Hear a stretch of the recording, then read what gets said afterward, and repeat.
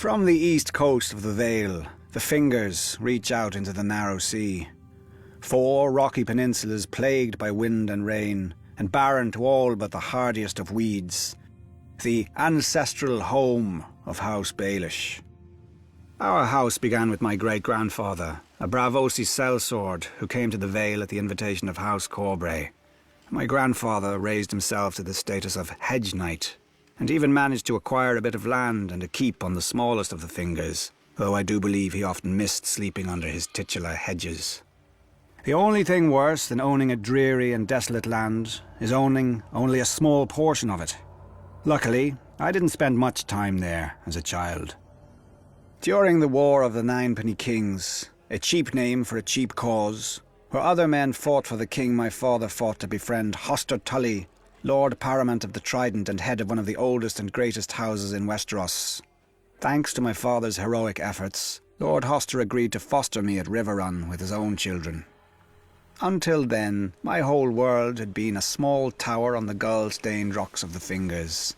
But when I first saw the stone walls of Riverrun rising from the Trident, towering over me, back then I was a little more easily impressed. The boy in me thought the gods themselves must live in such a place. I soon learned otherwise.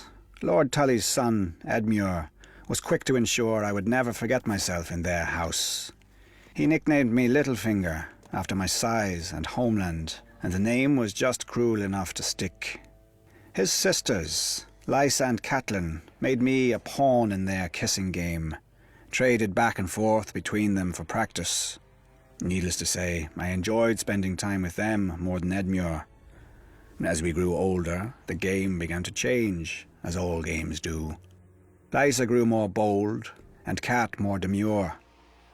When Lord Tully announced Cat's betrothal to a brute from the north whom she'd never met, I realized her duty would outweigh any feelings she had for me. Fool that I was, I challenged this Brandon Stark to a duel for her hand. He was a warrior, I was a boy.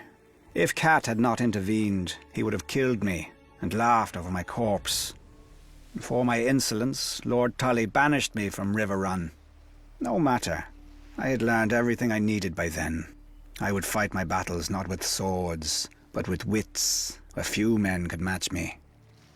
Even then, House Baelish might have died out on the rocks of the Fingers. I was again a poor lord, with no allies and no prospects, except, if I were lucky, the daughter of a middling merchant. Then, opportunity arose. The Mad King executed that Brandon Stark and incited a rebellion. My old friend, Lysa Tully, was married off to John Arryn, Lord of the Vale, to cement the alliance against the Iron Throne, bringing her within my circle again. I quickly capitalized on our former affection and persuaded her to have me appointed as controller of customs at Gulltown, the Vale's greatest port. Wars burn gold like wildfire. When I increased the port's income tenfold, her husband took notice of this lowly lord from the Fingers, and when the new and profligate King Robert needed a master of coin who could find gold where no one else could, why, Lord Arryn knew just the man. Once, House Baelish had no lands, no name, and no gold. Now we have quite a lot of each. What new rung will the next generation climb? Let us not be hasty.